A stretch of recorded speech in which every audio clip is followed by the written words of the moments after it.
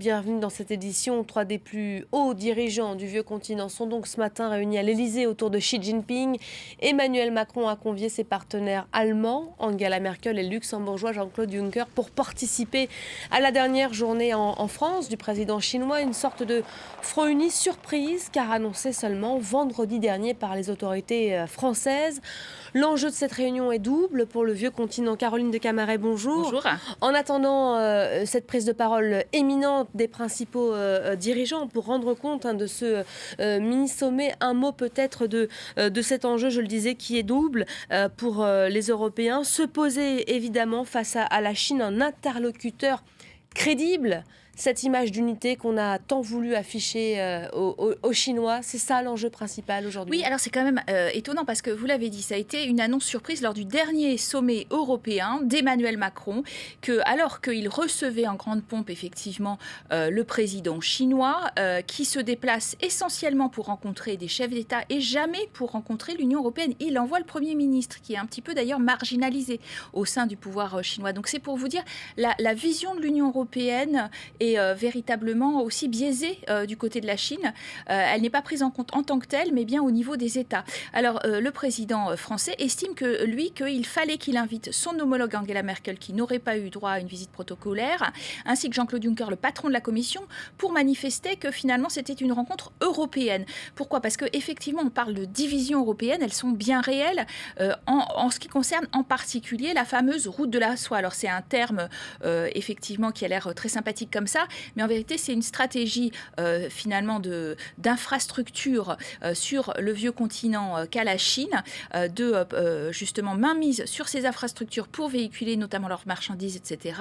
Et ça se manifeste par le fait qu'hier, dimanche, ils ont avec l'Italie décidé que cette route de la soie allait pouvoir s'étendre, par exemple, au port de Gênes, de Trieste, etc. L'Italie, qui est dirigée par des 5 étoiles et populiste, suit cette stratégie chinoise. Le Portugal a un certain nombre d'infrastructures aussi. Ce sont des pays qui ont été touchés par la crise économique. Il y a un certain nombre d'infrastructures aussi, notamment son électricité, donc des infrastructures un peu stratégiques qui vont passer sous contrôle chinois. Puis il y a le port du Pirée en Grèce qui est passé sous contrôle chinois à l'occasion de la crise économique, là encore. Et Emmanuel Macron dit stop, maintenant il faut qu'on ait une stratégie coordonnée, qu'on considère que ça n'est pas seulement un partenaire stratégique, mais un concurrent stratégique, et c'est la nouvelle donne aussi à Bruxelles. Et aujourd'hui, va tenter de le démontrer finalement en ayant fait cette invitation commune, en ayant une table, vous voyez, à 4 pupitres. Avec un drapeau européen qui est bien présent en arrière-plan. Voilà, avec le drapeau européen en plus des drapeaux allemands, chinois, puisque Jean-Claude Juncker est convié. Et cette idée aussi, c'est que l'Union européenne cesse l'ère de la naïveté, considère qu'elle ne peut pas ainsi vendre les bijoux de famille qui seraient plus stratégiques que d'autres. Et effectivement, il y a aussi cette notion de compétition par rapport au chantier naval, par rapport à des routes aussi qui intéressent les Européens. Donc c'est ce que le président français veut mettre en avant, et en effet, il a créé un peu la surprise en annonçant cette dimension européenne vis-à-vis de la Chine. Rappelons quand même qu'on est en campagne aussi pour les élections européennes et qu'il se veut le champion de l'Europe, qui a un projet qui est uni, qui a une place dans le monde unifié par rapport aux autres continents.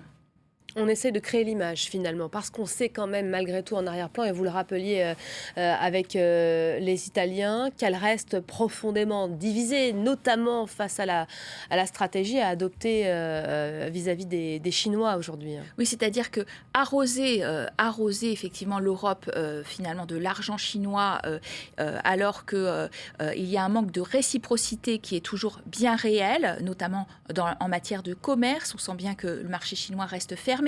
Mais il y a une nouvelle opportunité pour les Européens de faire avancer leurs demandes, tout simplement parce qu'on le sait, la Chine est en guerre commerciale avec les États-Unis, il y a la nouvelle donne de l'administration Trump, et les Européens se disent peut-être qu'avec nous, ils prendront davantage en compte nos propres besoins, et en tout cas, c'est vrai que nous-mêmes, nous devons nous défier de cette Chine qui pourrait chercher, si le marché américain leur devient moins accessible, à inonder à leur conditions ce marché européen.